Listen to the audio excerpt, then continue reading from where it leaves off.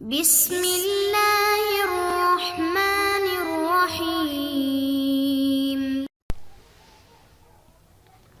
السلام علیکم محترم سامعین اور عزیز طلبہ کرام، امید کرتا ہوں کہ آپ تمام احباب خیر و عافیت سے ہوں گے۔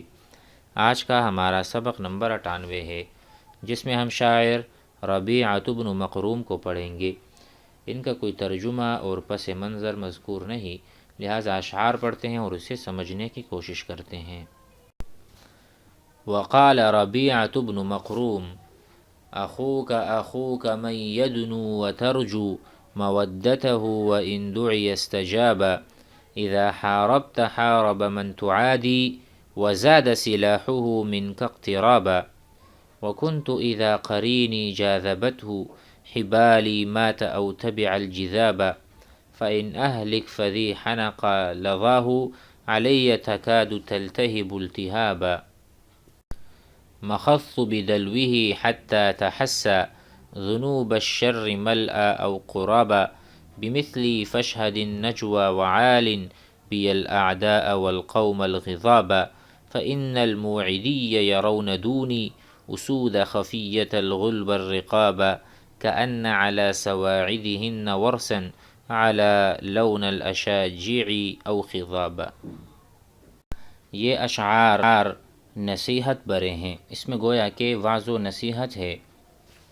اخو کا آپ کا بھائی وہ بھائی ہے حقیقت میں، من یدنو و ترجو، حقیقت میں وہ تیرا بھائی ہے جو تجھ سے قریب ہو اور جس کی دوستی تجھ کو امید ہو، یعنی یدنو کہ وہ آپ کے قریب ہو، و ترجو مودتہ وانت ترجو رجاء مودتہ محبتہ، جو آپ کے قریب ہو اور آپ اس سے دوستی لگانا چاہتے ہوں اور آپ کو امید ہو دوستی کی۔ وَإِن دُعِيَ اسْتَجَابَ، شرط یہ ہے اور اگر اس کو کسی کام کی دعوت دی جائے تو وہ قبول کرے، وہ آپ کا حقیقت میں بھائی ہے، وگرنہ بھائی نہیں ہے۔ وَإِن دُعِيَ دعا يدعو، دعوت دینا، بلانا۔ وَإِن دُعِيَ، شرط یہ ہے کہ جب اس کو دعوت دی جائے، استجاب ای جاء وقال لبیک لبیک انا البی نداءک، آپ کی آواز پر لبیک کہتا ہوں۔ اذا حاربت حارب من تعادی، جب تو دشمن کے ساتھ لڑے تو وہ بھی لڑے۔ اذا حاربت، جب آپ حرب بمعنی جنگ، حارب وہ بھی جنگ کرے گا، من تعادی جس سے تمہاری دشمنی ہو، جب تو دشمن کے ساتھ لڑے تو وہ بھی لڑے۔ وزاد سلاحہ منک اقترابا، اور اس کے ہتھیار تجھ سے قربت و محبت کو بڑھا دیں، یعنی در حقیقت وہی تمہارا بھائی ہے جو آپ کے ساتھ یعنی دشمن سے لڑے اور محبت اس سے زیادہ بڑھ جاتی ہے۔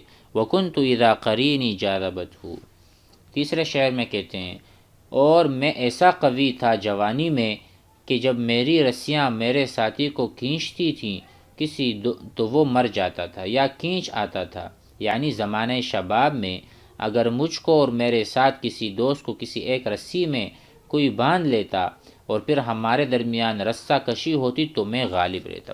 وَكُنْتُ، اور میں تھا، اذا قرینی جاذبتہ حبالی، ماتا یا تو مر جاتا، او تبع الجذاب یا میرے قریب آتا، یعنی میں اپنے دوست کو کسی کے حوالے نہیں کرتا، اگر اس کو رسی میں کسی نے پیوست کر دیا اور میں اسے کھینچ رہا ہوں تو یا تو دوست میرے طرف آئے گا، میری اتنی قوت تھی، یا وہ رسی میں مر جاتا، یعنی میں کسی کو دوست کو بھی کسی کے حوالے نہیں کرتا، میری یہ حالت تھی۔ قرینی المقارن الصدیق، جاذبت ہو حبالی، جاذبت معنی شدت، شد یشد کھینچنا، حبالی حبل کہتے ہیں رسی کو، ماتا یا تو وہ مر جاتا یا تو تبعا تابعداری کرتا، الجذابہ میری طرف کھینچنے کو، یعنی میری طرف کھینچ جاتا۔ فَإِنْ أَهْلِكْ فَذِي حَنَقَ لَظَاهُ، چنانچہ میں اگر مروں گا تو مظلوم ہو کر نہیں مروں گا، کیونکہ بہت سے غضبناک جن کی آگ قریب تھی کہ مجھ کو جلا دے۔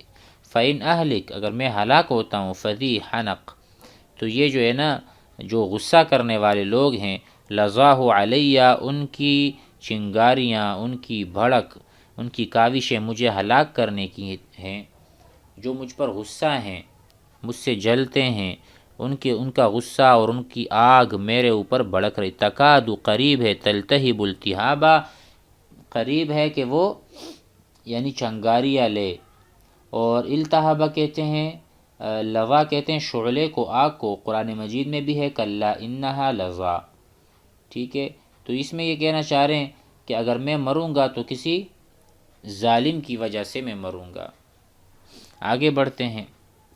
مخذت، مخذت من المخیذ، اور آپ نے پڑھا ہوگا لغت میں مخزن، مخذ یمخذ مخزن، دودھ بلونا، مکھن نکالنا، ہلانا، یعنی جب ہم بھرنے کے لیے ڈول کو ہلاتے ہیں، جب ہم ڈول ڈالتے ہیں کنویں میں، اس کو ہلاتے تاکہ وہ بھر جائے، کہتے ہیں مخذت بدلوہ حتی تحسا، میں نے شر سے بھرنے کے لیے ان کے ڈول کو ہلایا، تاکہ میں نے جو ڈول ان کی طرف پھینکا ہے وہ ان کے شر سے بھر جائے، یہاں تک کہ انہوں نے شر کا ڈول تھوڑا تھوڑا کر کے پیا، اس حال میں کہ وہ بھرا ہوا تھا یا بھرنے کے قریب تھا۔ اس سے کیا مراد؟ اس سے کہتے ہیں کہ مراد یہ ہے کہ ڈول کو حرکت دینے سے مراد ہلاکت کے اسباب تلاش کرنا ہے، یعنی دشمنوں نے میری ہلاکت چاہی اور میں نے ان کے لیے اسباب ہلاکت تلاش کیے، نتیجتاً میں کامیاب ہوا اور دشمن ہلاک۔ اب میں اس کے بعد اگر میں مروں گا تو مظلوم نہ ہوں گا۔ مخذت بدلوہ حتی تحسا حتی شربوا قلیلا قلیلا، اپنے لیے انہوں نے اسباب تیار کیے مرگ کے حالات کے۔ ذنوب الشر، ذنوب کہتے ہیں دل کو، ذنوب یہ ذنوب نہیں ہے، ذنوب کہتے ہیں گناہ کو، جمع ذنب ذنوب، لیکن ذنوب جو ہے وہ دلو کو کہتے ہیں، بہت بڑے دلو کو۔ جب دلو بھر گیا شر سے اور اسباب شر سے تو نتیجہ کیا ہوا؟ ملأ بھر گیا، او قرابہ، اور وہ قریب تھے ان کے یہ سارے اسباب، تو گویا کہ میں نے ان کے لیے جال بچھایا اور آخر کار جال میں پھنس گئے اور مر گئے۔ بمثلی فشہد النجوى وعال، آگے کہتے ہیں اور اگر تو مجلس مشاورت میں آ جائے تو مجھ جیسے کو ساتھ لے کر مشاورت میں حاضر ہو، اور دشمنوں اور غضبناک قوم میں میرا اعلان کر دے کہ وہ میرا نام سنتے ہی ٹھنڈے ہو جائیں گے۔ کہتے ہیں بمثلی فشہد النجوى، نجوہ کہتے ہیں مجلس کو، دار الندوہ، دار النجوہ، جہاں پر مشورے ہوتے ہیں، مشاورت ہوتی ہے، تو آپ مشاورت کی جگہ میں آ جائیں۔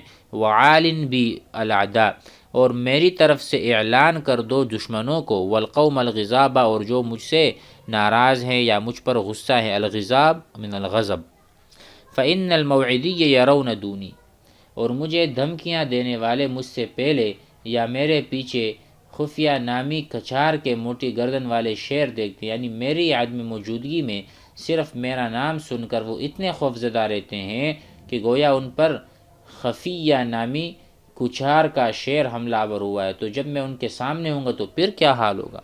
فإن الموعدیہ، یعنی دشمنوں کو کے سامنے میرا نام لینا، یرون دونی اسودن، یعنی وہ مجھے اگر دیکھیں گے تو اسد جس طرح شیر سے یہ گھبراتے ہیں، مجھ سے بھی گھبرا جائیں گے، میرا نام ہی کافی ہے۔